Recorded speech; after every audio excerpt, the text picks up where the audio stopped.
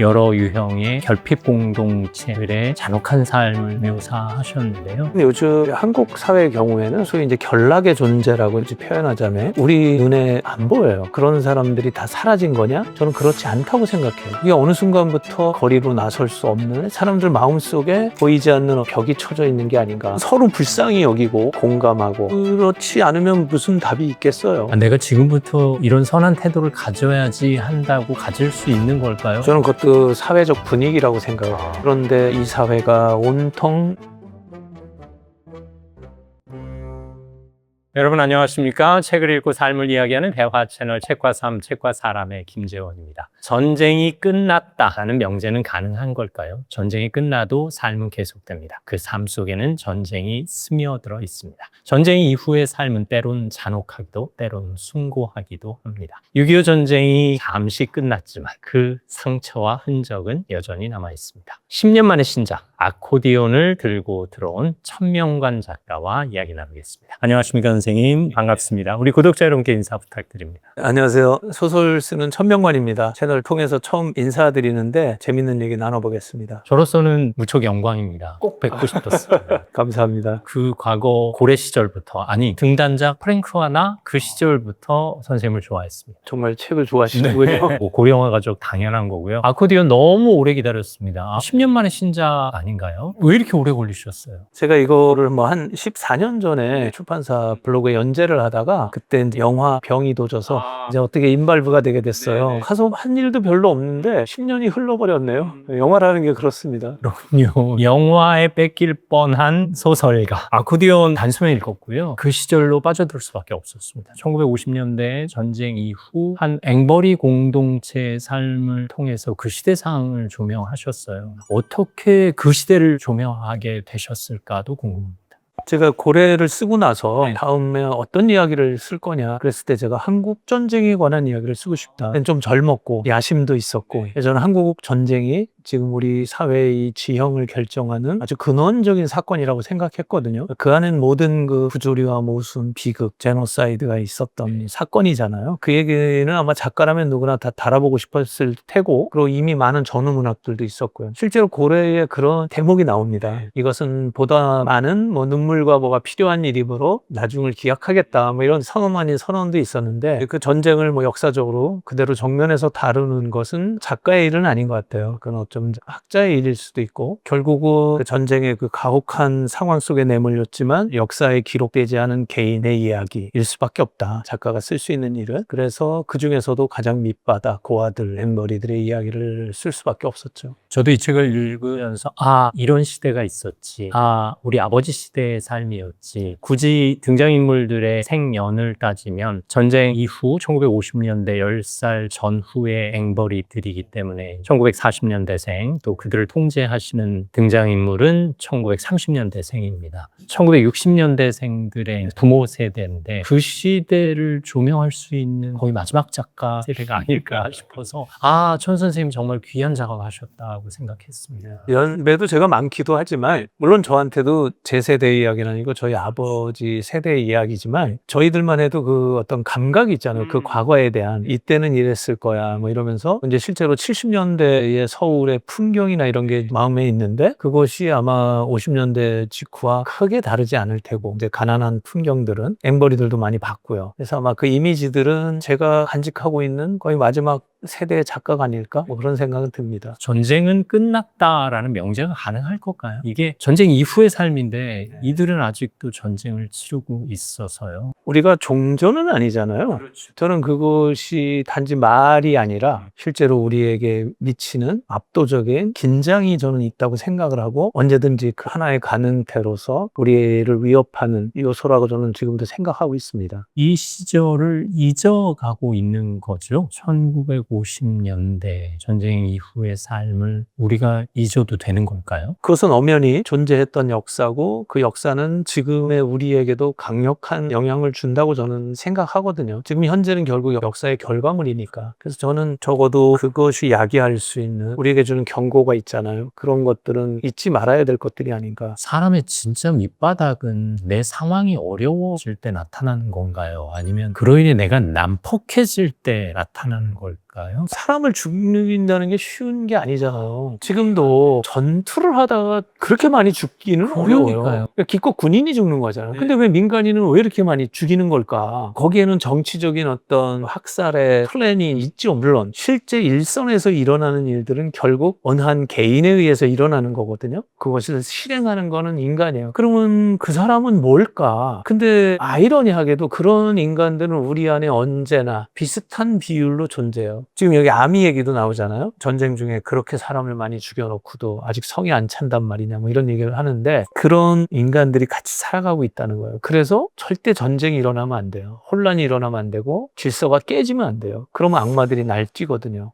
바로 전쟁 이후의 상처와 흔적이 지금 이 책에 고스란히 묘사가 되어 있는데 70년 전에 먼저 경험한 우리로서 저 70년이 지났다고 해서 그 상처와 흔적이 결코 치유 가능하다라든가 뭐 빨리 끝난다라든가 뭐 이런 개념은 아니라고 봅니다. 그럼요. 우리도 여전히 전쟁의 자장 안에 저는 지금도 있다고 생각을 해요. 그때 고착화된 분단, 모순이나 어떤 이데올로기 투쟁이나 그것으로 인한 컴플렉스 그런 것들이 다 여전히 강하게 우리를 실은 억압하고 있는 거거든요. 전쟁은 어떻게든 저는 피해야 되고 그런 상황이 닥치지 않게 해야 되는데 그렇지 않은 사람들도 꽤 많다는 게 저는 너무 무서워요. 결국 히틀러도 대중이 뽑은 거잖아요. 대중이 선택한 거고 그 길을 간 거거든요. 이 시대상을 다시 들춰내서 전하고 싶은 이야기가 뭐였을까도 궁금합니다. 뭐 이렇게 가혹한 현실 속에서도 사람은 희망이 있다. 동의는 계속 이 벽 너머의 세계를 꿈꾸고 어떻게 하면은 여기서 벗어날 수 있을까. 그리고 모두가 그 폭력 앞에 굴종의 삶을 살지만 또 그것을 벗어나려는 자유의지도 있고 그것을 위한 희생도 있고 그런 면들이 저는 제 이야기지만 저 스스로 감동을 많이 느끼거든요. 그래서 아마 그런 것들을 얘기하고 싶었던 게 아닐까. 우리가 이 시대를 묘사하기 위해서 어떤 공부를 하셨어요? 무엇보다도 사진을 많이 봤어요. 요즘은 그런 옛날 사진들이 많이 발견이 돼요. 예를 들면 그 당시에 한국전에 참여했던 어느 뭐 미군 병사가 찍었다든가 요즘 이제 유튜브가 있다 보니까 특히 그런 것들을 많이 찾아보려면 많이 찾아볼 수 있어요. 저는 그 사진들을 보면서 풍경을 보는 거죠. 거리 모습은 어땠고 집은 어땠고 사람들은 무슨 옷을 입고 그 표정은 어떻고 뭐 이런 것들을 유심히 보면서 그 느낌을 가지려고 노력을 하죠. 그러면 그 시대가 제 몸 안에 들어온다고 할까요? 그런 감각이 좀 생기는 것 같아요. 또 그 당시에 문학작품들 작가의 말에도 언급했지만 그 송병수 작가의 뭐 쇼리킴이라든가 박완수 선생님의 남옥 같은 거 이 소설과 같은 무대를 공유하고 있는 그리고 오발탄 같은 소설 이런 것도 있고요. 거기에 이제 이 소설에 또 중요하게 작용하는 당시의 노래들 유행가 그 노래 가사들 이런 것들이 저에게 이렇게 다 같이 오면서 그 시대가 재현이 되는 거죠. 제 안에. 1940년대, 50년대 전통가요들을 곳곳에 배치하셔서 그 노랫말들이 시대상을 아주 절절하게 표현하더라고요. 제가 작가의 말에도 그때의 노래만큼 우리 민중의 삶을 이렇게 절절하게 위로한 시대가 있을까? 그런 얘기를 했는데 그때 노래들은 정말 우리 삶을 노래했던 것 같아요. 근데 물론 거기에는 사랑에 관한 얘기, 시련에 관한 이야기, 떠나간 님에 관한 노래도 있지만 또 우리의 그 고달픈 삶, 실향의 슬픔, 전쟁의 아픔, 또 낯선 세계에 대한 동경. 보면 뭐 아리조나 카우보이 뭐 이런 노래가 있어요. 지금도 아리조나를 가본 사람이 없는데 또 홍콩 아가씨 뭐 이런 거 보면은 홍콩이 어딘지도 잘 모르지만 그런 동경도 있고 여기 뭐 슈샨보 이런 노래 나오지만은 약간 익살도 있고 그런 다양한 그 민중적 삶의 결들을 그때 유행가들은 참 잘 담아냈다 그런 생각이 들어요. 저만 해도 초등학교 때 시내에 나오면 하신백화점 앞에서 혹은 중앙우체국 앞에서 아코디온을 연주하는 소년 옆에서 어린 소녀가 구슬프게 노래하던 때론 찬송가 때론 가요 들은 기억이 있거든요. 그리고 전철을 타면 없는 다리에 고무부대를 하고 몸을 끌고 다니던 청소년들의 모습도 떠오릅니다. 누군가 그들에게 돈을 줄라 치면 그 돈 줘봐야 그 아이에게 안 가. 이런 얘기를 하던 친구들도 있었어요. 예. 그 시대상을 더 깊이, 더 리얼하게. 왜냐하면 제가 경험한 건 1970년대고 이 시대는 1950년대이기 때문에 그들의 시작인 거잖아요. 너무 절절하게 묘사해 주셔서 아, 그리고 잊고 산 기간이 너무 길구나 하는 생각도 했습니다. 무척 가슴 아픈 이야기입니다. 심지어 4살, 5살, 8살, 9살, 또 10살, 11살 그리고 일어서지 못하는 또 한쪽 다리가 없는 또 한쪽 팔이 없는 혹은 발달장애를 겪고 있는 혹은 앞이 안 보이는 여러 유형의 결핍 공동체들의 잔혹한 삶을 묘사하셨는데요. 이들의 잔혹한 삶을 계속 들여다보고 있노라면 무척 고통스러운 집필 과정이 아니었을까 싶기도 한데. 그렇죠. 제가 느끼는 건 요즘 한국 사회의 경우에는 제가 어릴 때는 이런 소위 이제 결락의 존재라고 이제 뭐 굳이 표현하자면 그렇게 표현할 수 있는 사람들이 우리 눈에 안 보여요. 그러면 그런 사람들이 다 사라진 거냐? 저는 그렇지 않다고 생각해요. 제가 어렸을 때는 그런 분들이 함께 살아갔거든요. 많이 눈에 띄고 그랬는데 그게 어느 순간부터 거리로 나설 수 없는 그 이유는 정확히 모르겠어요. 이 사회가 어떤 일부러 격리를 시키는 건 아닐 텐데 사람들 마음속에 보이지 않는 어떤 벽이 쳐져 있는 게 아닌가. 그래서 거리로 나올 수 없게 된 게 아닌가라는 생각을 저는 하거든요. 라는 생각이 듭니다. 앵벌이 공동체에도 계급과 계층은 있습니다. 어린 착취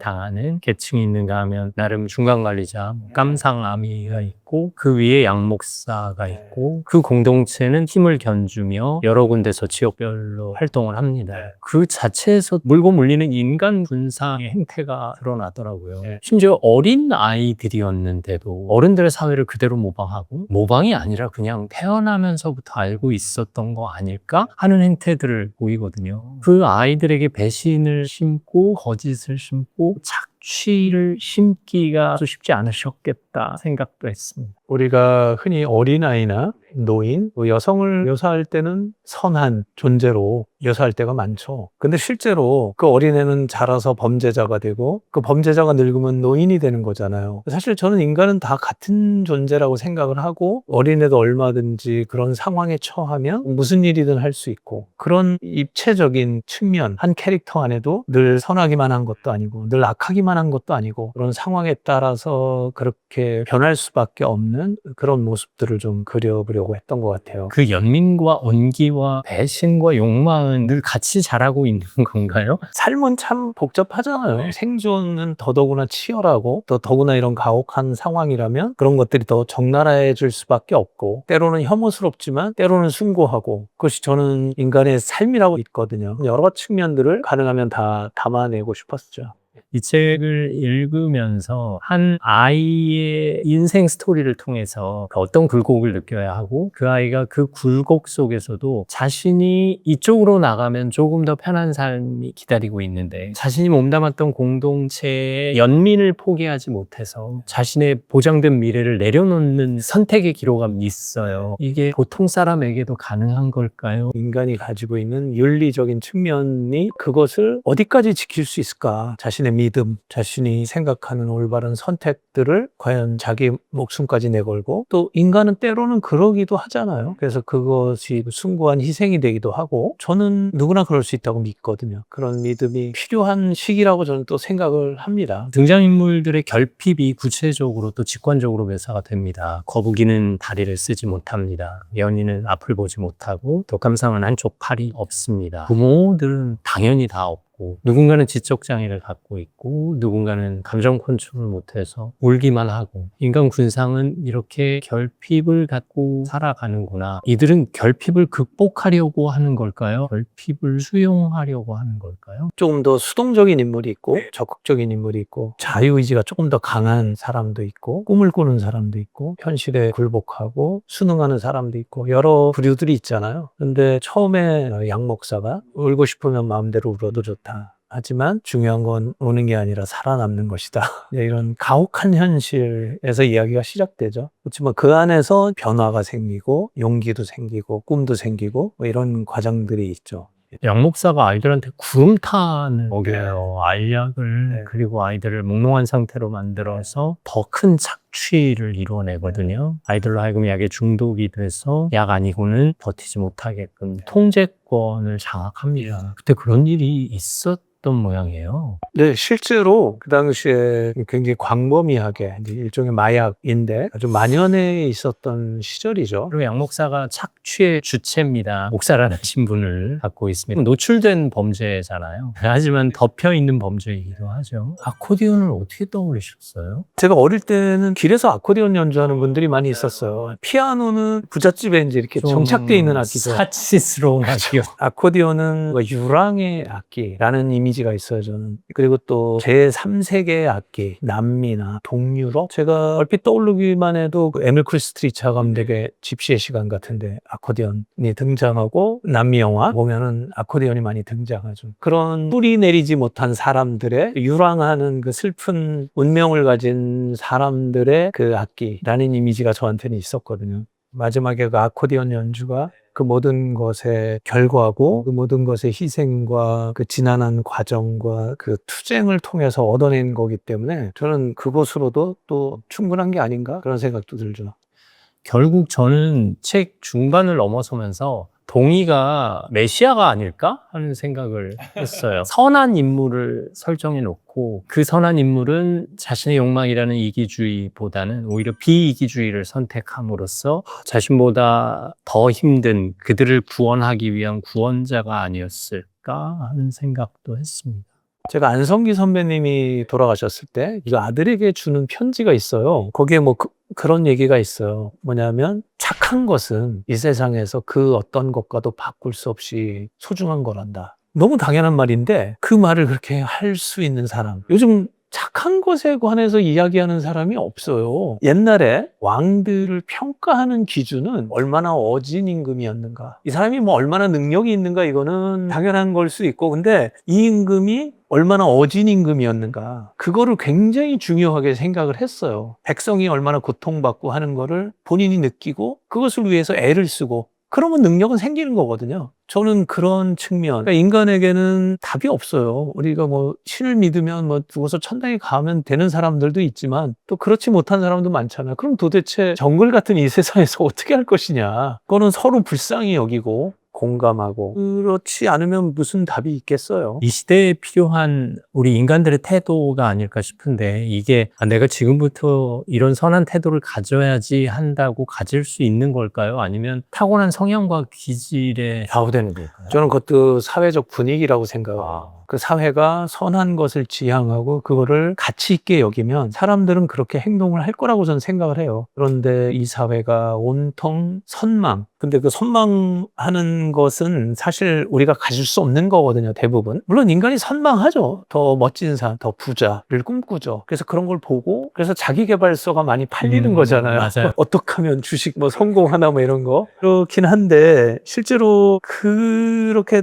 달려가서 우리가 과연 얼마나 많은 사람이 성공을 하고 그럴까. 그래도 힘들고 그런 사람들끼리 서로 따뜻하게 위로하고 사는 거를 우리는 배워야 되는 게 아닐까? 그런 게 왜 다 사라진 걸까? 우리 어릴 때는 신체적 결락을 가진 존재들도 우리 곁에 그냥 같이 살았거든요. 귀한 시대를 들여다보는 멋진 책을 써주셔서 진심으로 감사합니다. 사회자님이 누구보다 좋은 독자인 것 같아서 좋은 책 써주신, 멋진 말씀 해주신 천명관 작가님께 감사의 마음 전하면서 이 시간 마무리하겠습니다. 고맙습니다. 저도 감사합니다. 네, 예. 아코디언의 작가 천명관 작가와 함께했습니다. 네. 역사는 기억하는 사람이 있어야 반복되지 않습니다. 아픈 현실이지만 과거로 치부하기엔 너무나도 아픈 시절이었습니다. 어떻게 보면 우리가 기억하고 알려줘야 할 그 시대의 참상이 아니었을까 싶습니다. 아코디언, 천명관 작가, 그리고 1950년대